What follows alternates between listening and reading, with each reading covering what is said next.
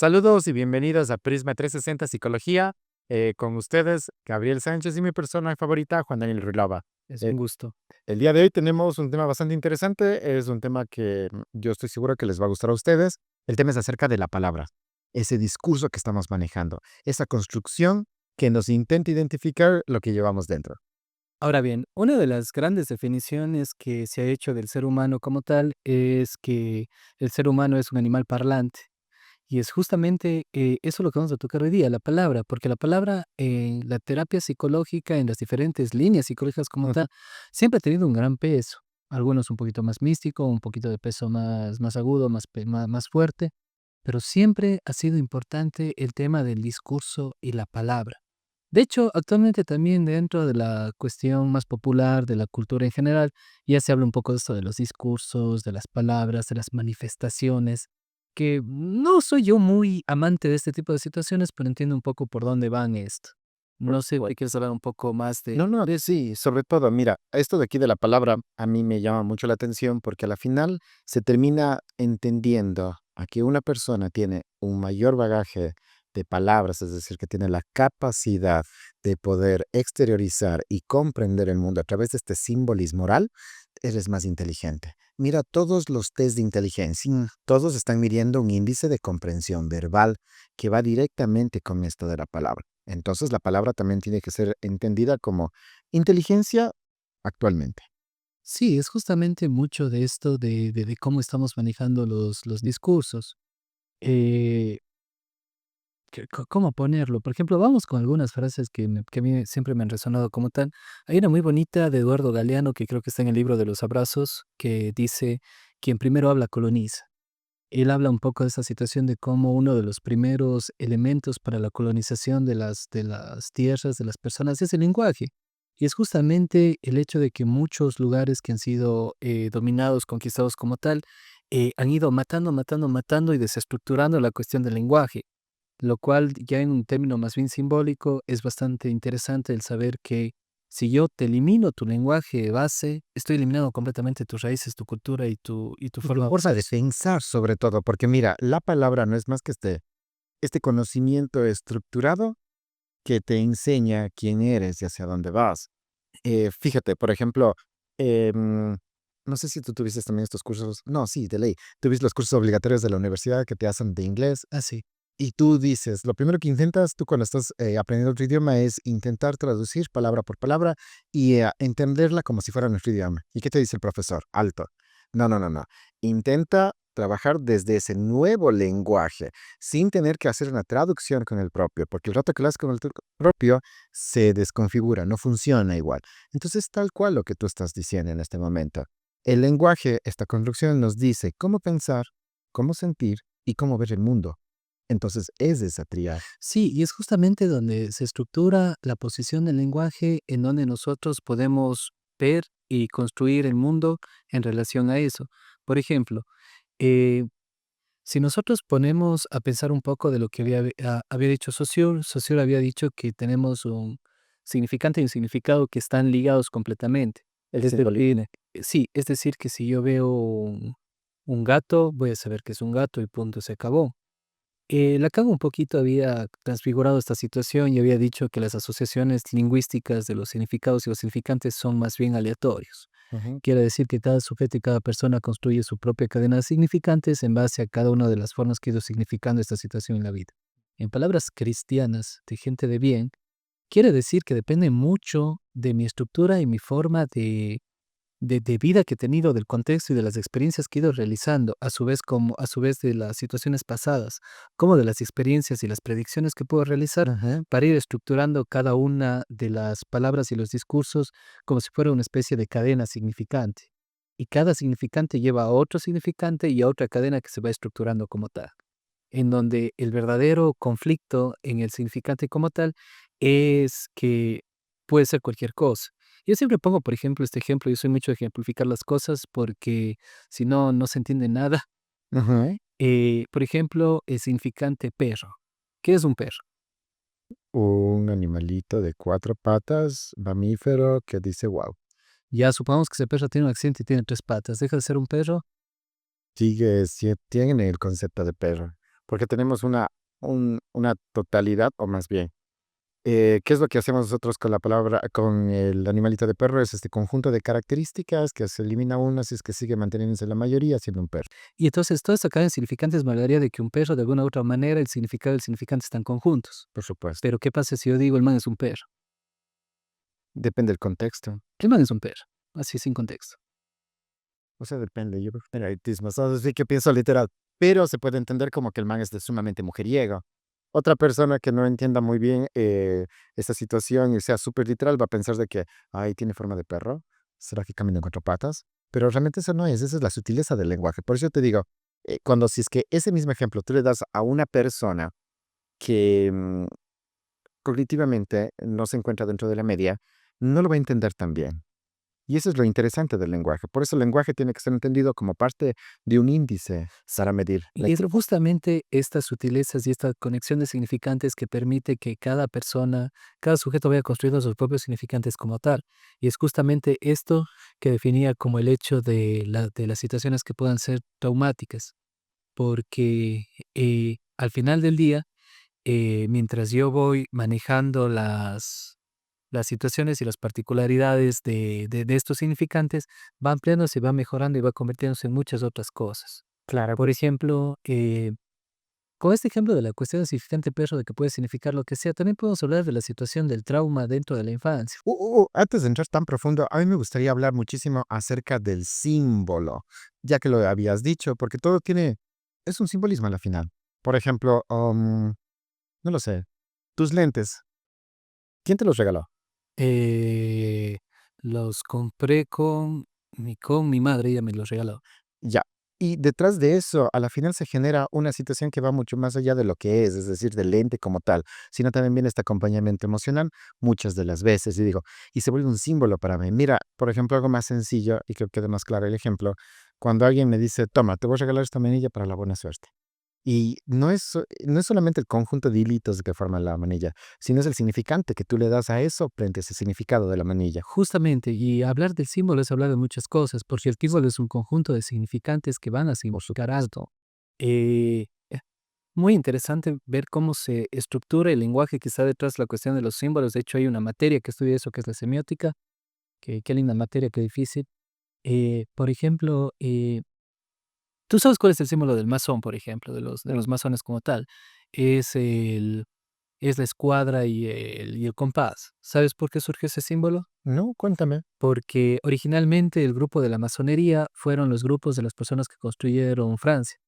Los masones fueron básicamente las personas, arquitectos contratados de eso. ¿Cuál es el símbolo de un arquitecto? El El- compás y la La escuadra. escuadra. Listo.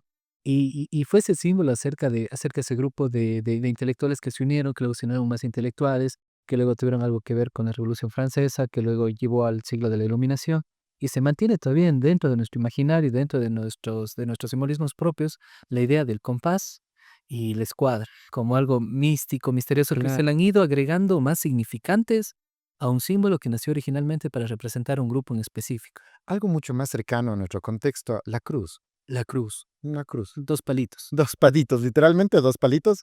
Y tú le preguntas, ¿qué significa esto? Y muchos dirán, si son cristianos, dirán, no, es la cruz del Señor Jesucristo, donde murió nuestro Señor por nuestros pecados, etcétera, etcétera. O algunos le llamarán como otras personas que no se han acercado a la religión, dirán, ay, no, es para defendernos de los vampiros. Y si ves cómo va cambiando también el contexto dependiendo la situación y las creencias. Por eso digo, mucho de las cosas que trabajamos nosotros en terapia tiene que ver mucho con estos simbolismos también y el significado que le damos a los simbolismos. Y muchas de las veces hay este ruido, esta disonancia entre el punto A y el punto B, que ahí es donde nosotros comenzamos a trabajar, para ir generando que se vuelva. Claro, justamente en la intervención terapéutica, a la final el psicólogo, sea cual sea la terapia que lleve, psicoanalítica, cognitivo-conductual, de tercera generación, interviene con el discurso y la palabra, Ujú. y su elemento de intervención es el discurso y el lenguaje que se estructura a través de la palabra. Ciertamente, más o menos, muchos neoconductistas dirán que lo que se trabaja es la conducta, pero tú para hacer que la conducta sea vista o sea interpretada como una problema, tienes que utilizar la palabra y el discurso para estructurar eso. Es que la palabra lo vuelve real, porque aquí dentro pasan cosas. Y esas cosas, la única forma de darle una estructura, de hacerlo tangible, es cuando lo verbalizamos. Ujú. Incluso cuando tú dices, ay, es que estoy muy preocupado por algo, pero no sé qué es lo que sucede y es algo que me lleva durante mucho tiempo sonando y haciendo ruido. En el momento que dices, lo descubres quién es, lo verbalizas, lo exteriorizas y dices, hasta me siento mejor. Es que justamente es eso, y es algo que hemos hablado también en otros capítulos del Martes, de aquello que no se nombra no existe. Exacto. Justamente a mí me gusta mucho mencionar esto. Bueno, yo soy mucho de las mitologías y todo eso. Y una de las mitologías que es la que más me gusta, que cuando siempre digo que es la que me gusta, todos me quedan viendo como no esperaba eso de ti, es la mitología judeo-cristiana. Me fascina la mitología judeocristiana. O sea, son ángeles con espadas de fuego dándose puñetes en el espacio contra la oscuridad misma. Y cada puñete es una estrella. Fantástico. Debieron habernos vendido así. Pero en todo caso hay una parte muy interesante en el Génesis en donde Dios le dio una sola misión al hombre, que fue Adán. Nombra cada cosa que existe en este mundo. Nombró cada animal, cada piedra, cada árbol, cada cosa. Porque mientras no era nombrado, no existía ni se percibe dentro del discurso de nuestro real. Y esas muchas veces situaciones que generan que las personas actúen de una forma inconsciente, de una forma automática, y porque no les gusta la palabra inconsciente a los nuevos psicólogos, desgraciados, Vayan a leer un poquito más. porque no les gusta la palabra inconsciente, hablemos entonces de automatizadas. Muchos de los síntomas automatizados e inconscientes se está en el hecho de, por ejemplo, de no verbalizar qué es lo que estoy pasando, cuál es la situación que estoy generando. Ujú. Una de las primeras intervenciones que se generó a través de Sigmund Freud fue la interpretación específica. Yo interpreto tu acto, tu conducta y tu lenguaje. Y lo interpreto de tal manera que tú puedas hacer consciente eso que estaba oculto en tu interior, Exacto, para entender cuál es el para error. entender cuál es el error. Porque la mente siempre busca la lógica, busca la razón. Ujú. Entonces tú no puedes, cuando tú te entiendes cuál es su problema, no puedes decir, no, es que funciona de esta manera. No, porque la mente siempre va a intentar llegar a lo lógico, al resultado más racionalmente posible. Claro, aunque muchas veces siempre existe este conflicto entre lo que yo quiero, lo que esperan de mí y la situación que se está dando en mi momento actual de vida. Y a veces eso es lo que hace que hayan estos no dichos, estos saberes no dichos o estas acciones como tal. Y surgen muchos errores y muchas cosas que son muy interpretables. Hay muchos ejemplos como tal, pero yo voy a citar un ejemplo que no es mío, sino más bien de un libro que es de Juan David Nacio que se llama Historias del Diván, en donde hay una interpretación, hay muchas interpretaciones particulares que se dan sobre la cuestión del discurso como tal. Hay una muy en particular de una historia de un hombre que contrata a una chica trans. Ahora el Ujú. hombre era adicto a la pornografía, pero era la persona más masculina, homofóbica de la vida y terminan teniendo relaciones sexuales y él termina enamorándose. Y un rato de eso es cuando él ya puede verbalizar lo que siente por esta chica. Él le dice al psicoanalista, bueno, soy, me- soy homosexual, usted y su, se me da una mala palabra, no sé si te lo puedo decir. No. Ya, Bueno, y usted y sus cosas. ustedes y su P, y terminaba con O, análisis es eso, y el analista dijo, para mí el P, O es eso.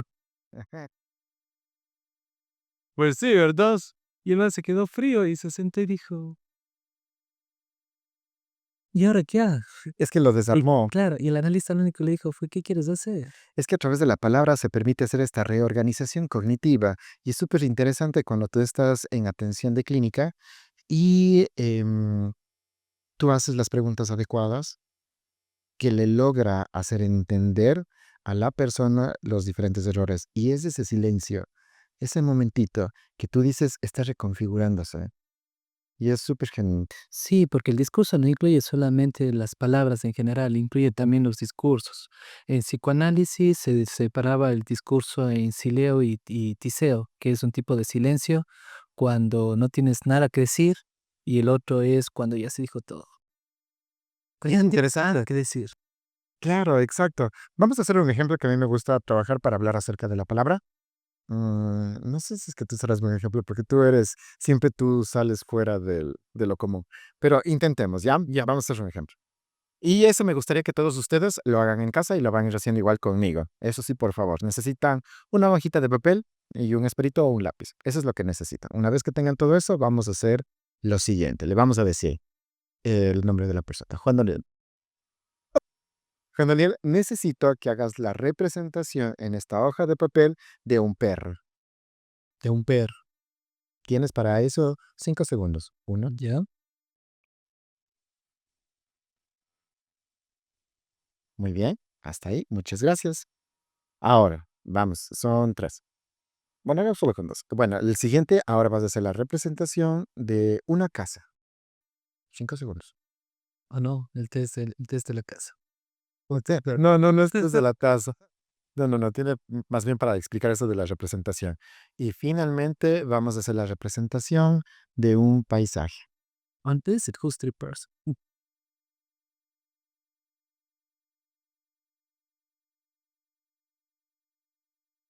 ¿Ahí está tu paisaje? Sí. Ya. Vamos a ver el... No, no vamos a juzgar, chat.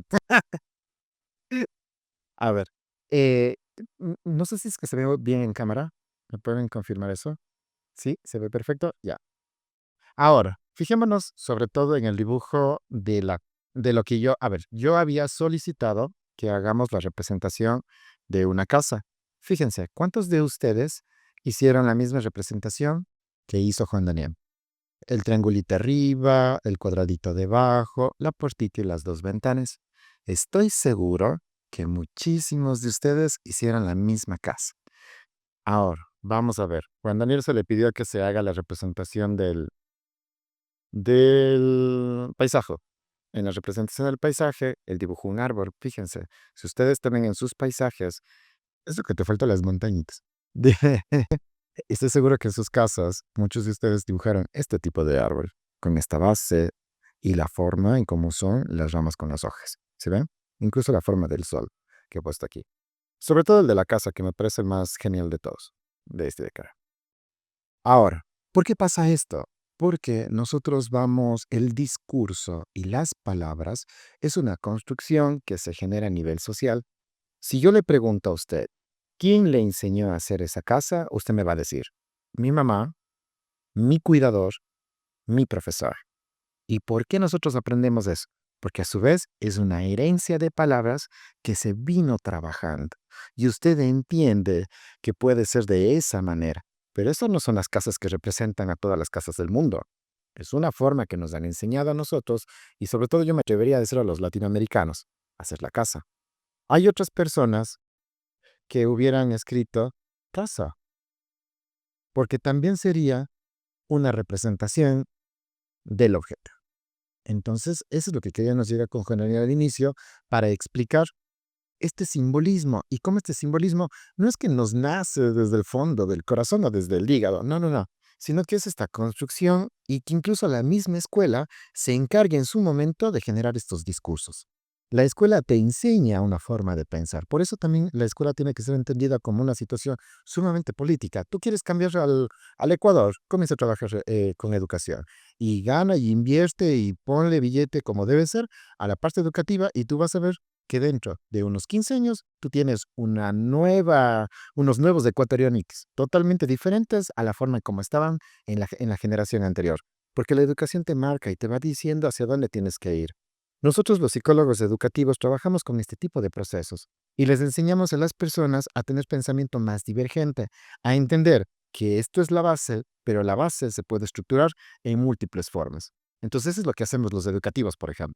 Eso quería un poquito, pero para más o menos hablar acerca de la parte del signo, del símbolo y cómo la palabra misma va construyendo. Las personas pensamos, en su mayoría, pensamos nosotros en dibujos, sino que no nos damos cuenta.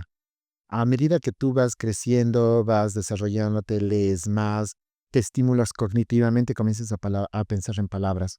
Y finalmente hay un discurso interno que tú comienzas a tener estos soliloquios muy tuyos, que no significa que estás loco, solamente estás intentando hablarte para tú poder escuchar y puedas entender dónde está el error y dónde está la difusión lógica.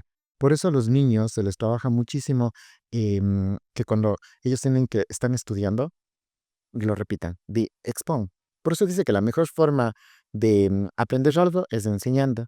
Y es por eso, como tú le pones en palabras, se vuelve textual. ¿Qué es lo que sucede cuando los bebés, por ejemplo, ellos tienen una prueba muy importante y tienen que hacer? Y se quedan hasta las 2 de la mañana. Se ponen a estudiar, estudiar, estudiar, estudiar, pero no repiten las cosas y se quedan solo en su cabeza. Lo importante después de estudiar es que usted a ese mismo párrafo, lo que está estudiando, se ponga a exponer. Y se ponga a exponer a usted misma. Y ahí esa traducción de lo que tú tienes memorizado en la cabeza, hacerlo a través de la parte física, se aprende. Ahí sí aprendes, tienes un verdadero aprendizaje. Ahí se puede consolidar. Pero, listo. El lenguaje estructurado como una forma de aprendizaje también se estructura como una forma de condición, como una forma de cinto. Y el hecho de poder decirlo en voz alta hace que muchas veces las cosas mejoren como tal. Casos y casos. Recientemente trabajé con una chica que averiguó que ella le gusta cuidar, o sea, es mucho de cuidar a las personas en general, Ya. pero en toda su vida le han enseñado que las mujeres tienen que ser cuidadas. Ujú, Y estaba en una lógica absoluta de que busca personas para cuidar, pero no era cuidado. Un poco esto también mm, de la lucha contra el discurso social estructurado, que esa es una lucha general, porque muchas veces lo que tú quieres no coincide con los valores que te han enseñado, y por eso los valores siempre están en estructuraciones. Cada vez que yo escucho a una persona, como dirían en El Principito, a una persona grande, decir a una persona pequeña, es que tú no tienes valores, yo le quiero lanzar un zapato. No es que no tiene valores, es que los valores que tiene esa persona pequeña son diferentes a los valores que fueron funcionales para ti en ese momento. ex- Si para ti el valor del respeto fue indispensable en tu edad, capaz ahorita el valor es la tolerancia. mm, Ya no es esencial el respeto. Así que si ya no te saluda, o sea, ya nada, no te saludo. La vida es así, no te vas a morir.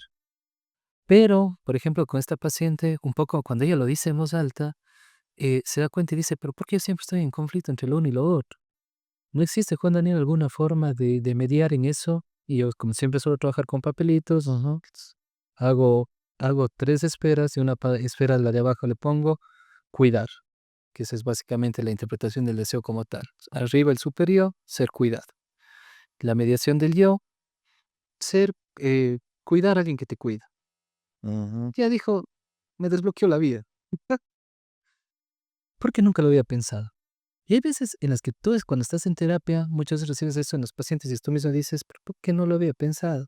Era tan fácil, era tan sencillo, pero tal vez a veces porque nos enfrascamos y no lo verbalizamos, no lo decimos en voz alta y no comenzamos a identificar esas palabras que forman cadenas de estructura, porque hay ujú, palabras de cadenas de estructura que son como palabras esenciales para las personas, que son esas palabras que te destrozan o que te moldean o hacen que tú comiences a desarrollar muchos síntomas. En un paciente masculino yo tuve alguna vez que fue la palabra deber.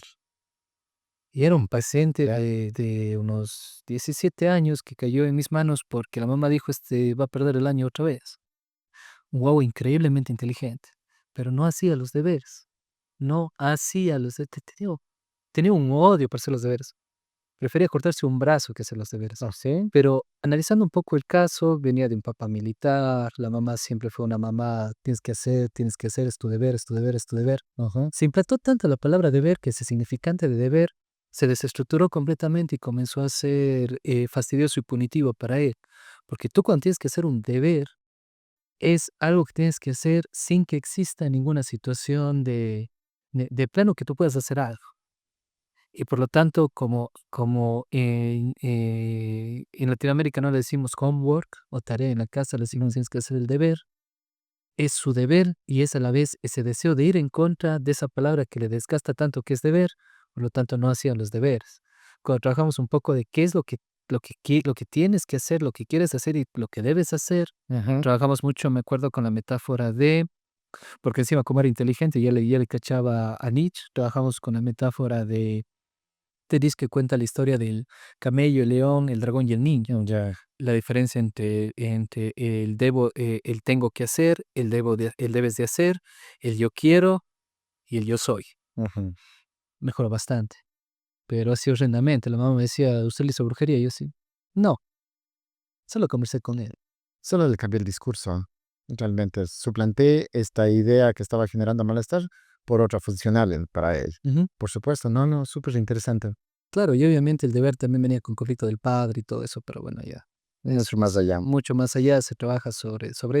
Ese es un poco, creo que es el gran debate y la gran dificultad que tenemos al momento de hacer clínica. El identificar esos discursos, esos subdiscursos.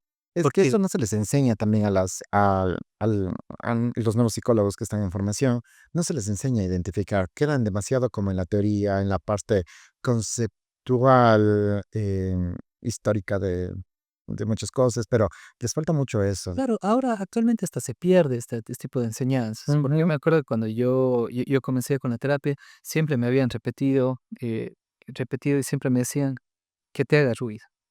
Que O te sea, haga hay palabras que te hacen ruido, que es como que, ay, eso es.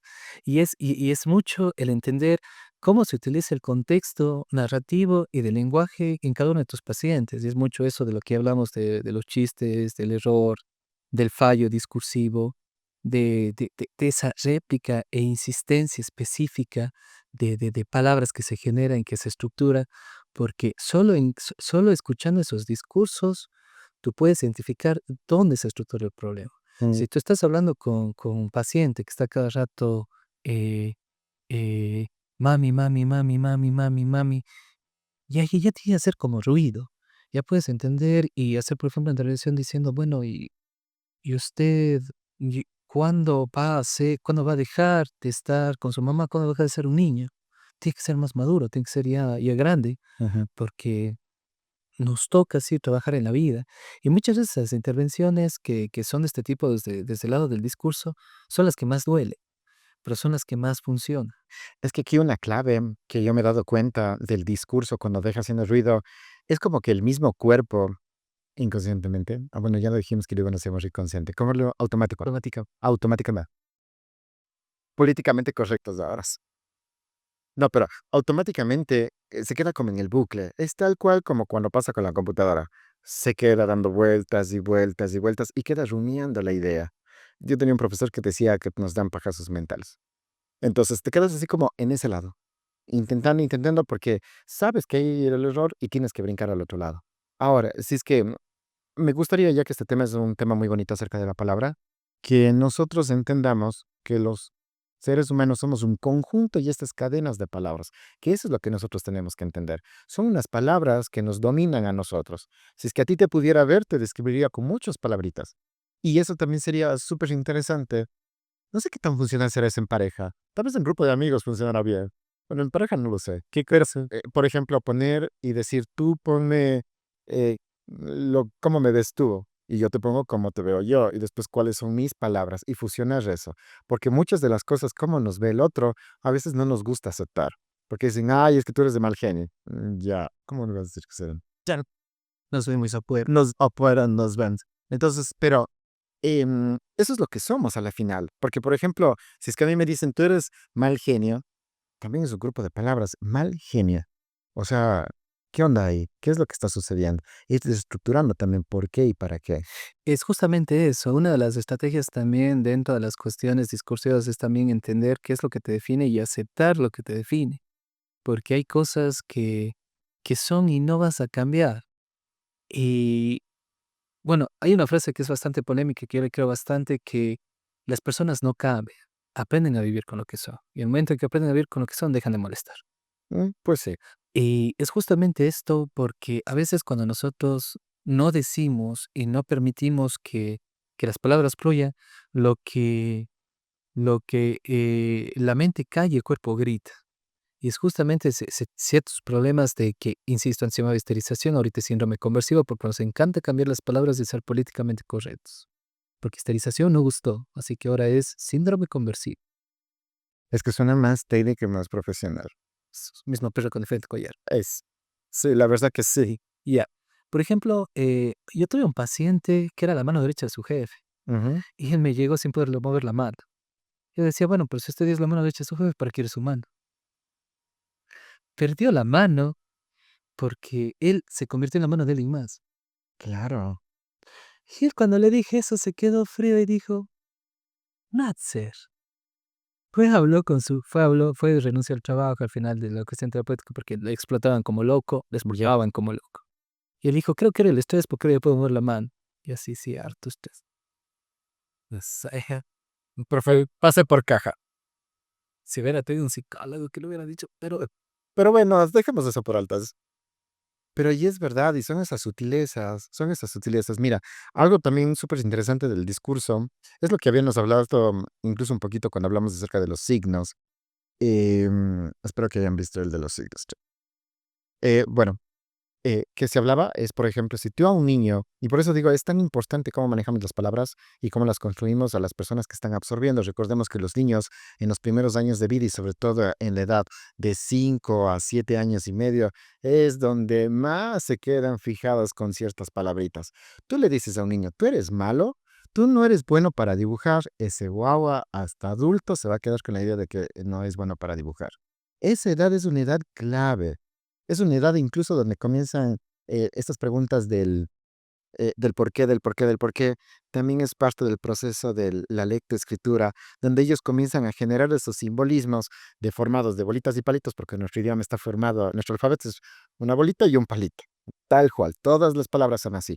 Y entender y traducir eso que tiene un significado, tú les dices cosas a los niños así y se les van quedando de por vida. Tú dile a un niño, no te preocupes, ¿no? Como cosas así de decir, sí, cometiste un error, pero lo vamos a mejorar. Y él se queda con la idea de que, sí, yo puedo mejorar frente a un error. No es el fin del mundo. Tú ocupas esas palabras y tú le comienzas a nutrir a un niño. ahora, es que es justamente eso, no, es que eso es lo que me encanta mucho de las cuestiones de psicología y es lo que realmente me trae el psicoanálisis. A mí siempre me preguntan, ¿pero por qué te gusta el psicoanálisis? Porque vos serías un excelente no sé qué, y me sacan la teoría que está de moda en ese momento. Y digo, no, porque al final es una estructura que comparte con otras cuestiones. Porque si nosotros pensamos lo que dan significantes, mientras más pequeños son los primeros eslabones que estamos marcando. Y esos eslabones se van construyendo con otros eslabones, eslabones, eslabones. Y para yo localizar el significante que genera el conflicto, tengo que ir eslabón por eslabón, recogiendo, recogiendo, recogiendo. Y generalmente hay cosas que pasaron en la infancia que están influyendo en la vida cotidiana. Hay mucha gente que dice actualmente, psicólogos respetados, que dicen, ay no, pero no porque te pegaron en la infancia significa que vayas a tener un trauma. Y ya lo dijo Lacan, no necesariamente lo mismo que me provocó a mí un trauma te provoca un trauma a ti, pero sí puede existir situaciones relacionadas o contingentes que pueden estructurar situaciones complejas a futuro. Un caso que yo conversé con un colega psicoanalista, él me estaba contando un caso de un guagua que quiere matarse, pero él me decía, ese guagua está muerto hace rato. O sea, yo quiero saber hace cuánto se murió, porque se quiere volver a matar, porque no es que él se quiere matar, es que quiere hacer realidad el hecho de que se murió hace tiempo.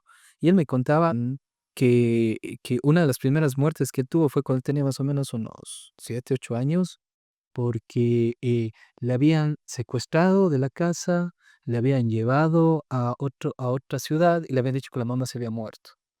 Y entonces Ya. esa estructura de él en ese momento murió. O sea, él murió, el niño había muerto hace rato, ¿Cuántos años tenía? tenía como alrededor unos 6 7 años. Uy, ya, sigue, Ya. termina, termina, yo le recuerdo por qué. Y él me comentaba que él cuando está haciendo el proceso, el chico busca tanto la muerte porque él quiere reconectar con esa idea, porque el niño y la persona que él era murió cuando le separaron de su mamá. Mm. Y su mamá estaba viva, luego le encuentra a la mamá y todo, pero él nunca pudo entrar en reconciliación el hecho de que su mamá que murió con esa nueva señora que dice ser mi mamá. Que, o sea, es un caso complicadísimo y yo dije, sí, me gusta, a ver, ven, hagamos coestudio de caso. Bueno, y ahí cuéntanos, ¿y qué pasó? Dinos, Sigue el sesión. sigue en sesión y Sí, vamos en proceso. estamos en el proceso. Ah, mira, pero eso es justo lo que tú dices dentro de los 7 y 8 años. Porque te digo, necesitamos una cámara desde arriba. Damos un pizarrón. Ya, necesitamos un pizarrón, sí, necesitamos un pizarrón.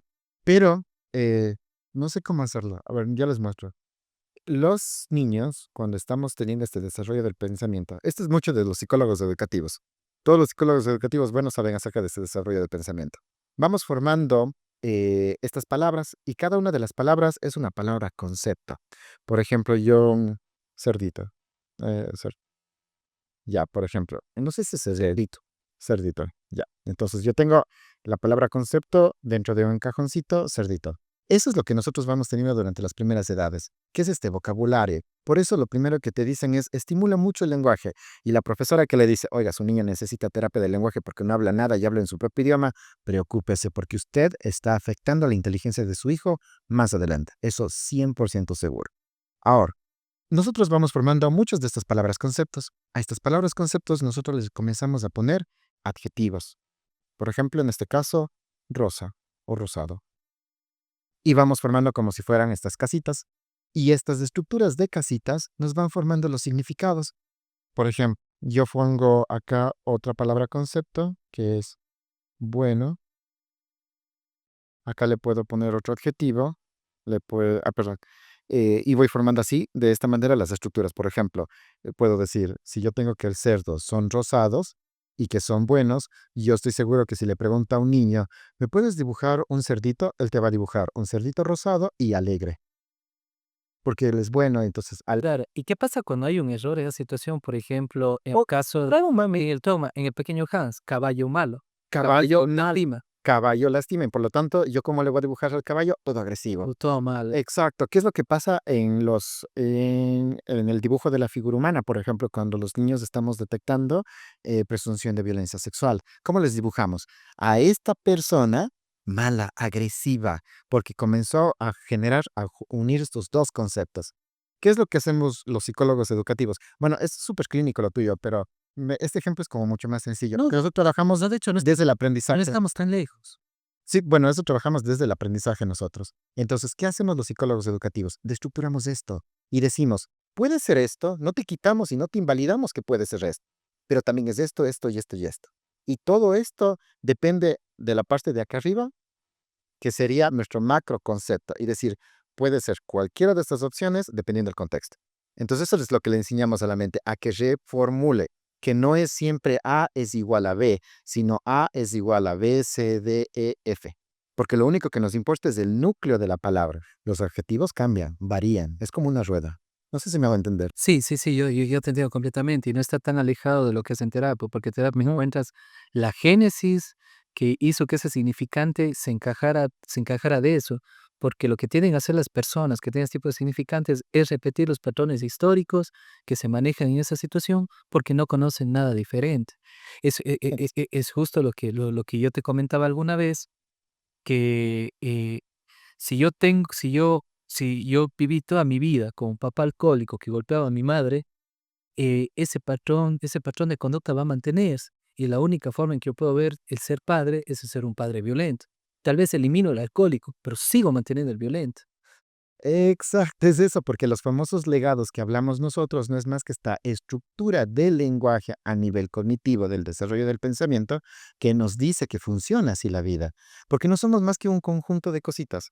No so- Realmente somos sumamente sencillos. Es como cuando, si ustedes analizan un poco de cómo funciona la IA es un procesador que tiene es a través de un contenedor de información, son los canales que se van juntando y van generando el razonamiento.